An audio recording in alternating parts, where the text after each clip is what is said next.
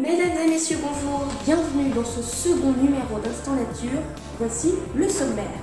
Nous parlerons dans ce numéro des remèdes naturels avec en premier la sève de bouleau qui aide l'organisme et l'aide au changement de saison. Nous parlerons également de la vigne rouge qui est surtout utilisée pour la protection de l'éblouissement oculaire et les problèmes de circulation sanguine.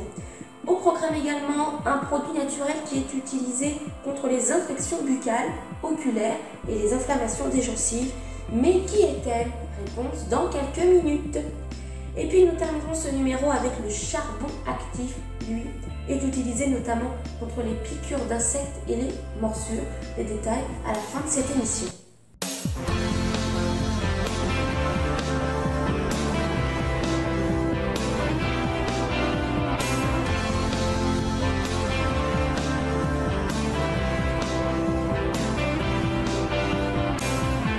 Voilà pour le sommaire, mais avant de le développer, retrouvons Théo Tornet pour un Flash Info. Bonjour Théo, je vous laisse la parole, c'est à vous.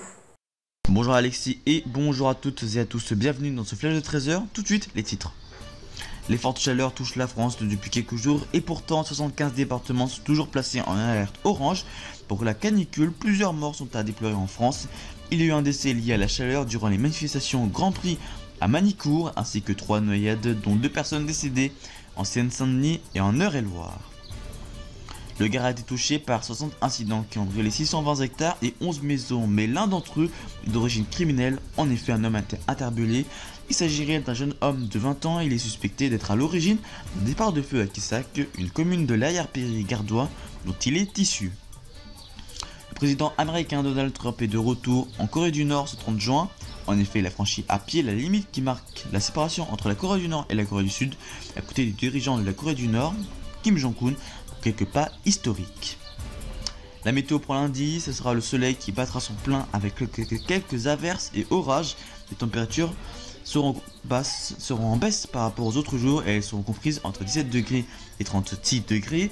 Du côté de mardi, ce sera le soleil qui sera très dominant, mais avec toujours quelques averses et peu d'orages. Les températures qui seront comprises entre 17 degrés et 35 degrés. Fin de ce flash audio, l'actu continue sur notre compte Twitter, la suite de l'Instant Nature avec Alexis Durand, si la porte veut bien, et à mercredi pour l'Instant Transport Express. Ciao. Eh bien merci beaucoup Théo Tornet pour cette intervention. Allez, développons maintenant notre titre et aujourd'hui nous allons parler des produits, des remèdes naturels qui sont de plus en plus présents. Parmi eux, il y a tout d'abord la sève de bouleau. Elle figure dans la liste des meilleures cures naturelles existantes. Il faut la consommer au printemps. Elle nettoie et aide notre organisme au changement de saison. Elle contient du calcium, du potassium, du magnésium, ainsi qu'un bon nombre de minéraux multiples vertus. À mon point de vue, l'une de ses principales qualités est qu'elle est très peu calorique. Pour vous donner une petite idée, 100 ml de sève, c'est plus d'une bouteille quand même, correspond seulement à 20 calories. Cette sève favorise également la clarté du teint et l'éclat de la peau. Au niveau de la consommation, il est conseillé de boire un verre le matin à jeun ou vous pouvez en boire tout au long de la journée pour vous rafraîchir. Une cure dure 3 semaines à raison d'1 litre de sève de bouleau par semaine. Alors peut-être que certains se demandent quel goût ça a, est-ce que c'est bon, est-ce que c'est pas bon, est-ce que c'est amer, sucré, salé, bref, il y a plein de questions. Eh bien cette sève, elle n'a pas trop de goût, elle se boit sans difficulté, mais au bout de quelques jours, elle peut se troubler et un goût d'amertume peut apparaître. Ses bienfaits ne seront pas dégradés. Parlons maintenant de la vigne rouge. Elle possède des propriétés anti-inflammatoires et des vertus antioxydantes, ce qui renforce et protège les veines. Cette vigne rouge est utilisée pour soulager les symptômes de l'insuffisance veineuse et pour protéger contre l'éblouissement oculaire. Alors je tiens tout de suite à préciser que la dose recommandée dépend du mal à soigner. C'est pour ça qu'avant de commencer une cure de vigne rouge, il vous est conseillé de consulter votre médecin. Alors on divise cette vigne rouge en 2 parties. La première, les extraits de pépins de raisin. Ils soulagent la douleur dans les jambes et les tuméfactions. La deuxième, ce sont les extraits de feuilles de vigne. Ils soulagent les symptômes de l'insuffisance veineuse et pourraient même aider à contrer la progression de la maladie. Allez, notre petite devinette maintenant, qui est ce produit naturel qui est utilisé contre les infections des yeux et de la bouche et les inflammations des gencives? À votre avis? Eh bien, c'est la camomille.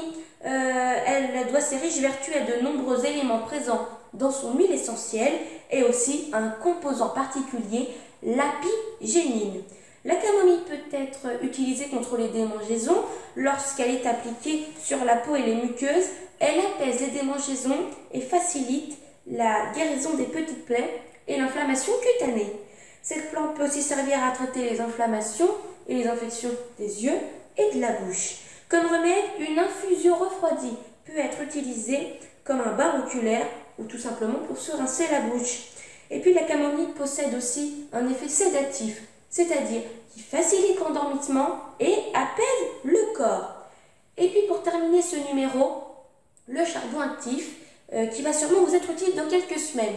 Effectivement, l'été arrive, vous vous promenez dans l'herbe, vous marchez et là, vous ne faites pas attention, vous vous faites piquer ou mordre. Je pense notamment en dessous des pieds, c'est souvent là où on se fait piquer quand on marche dans l'herbe pieds nus. Dans ces cas-là, le charbon actif va vous être utile. Il vous suffira juste de le mélanger avec un petit peu d'huile de noix de coco et puis de frotter sur la zone. Il va réduire la rougeur et l'inflammation en éliminant rapidement les toxines du poison.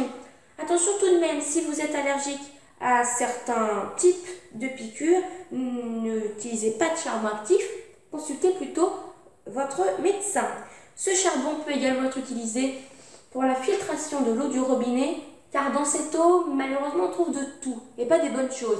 Par exemple, des microparticules de plastique, du fluor, des restes de médicaments. Effectivement, ça ne fait pas envie, vaut mieux que ce soit filtré.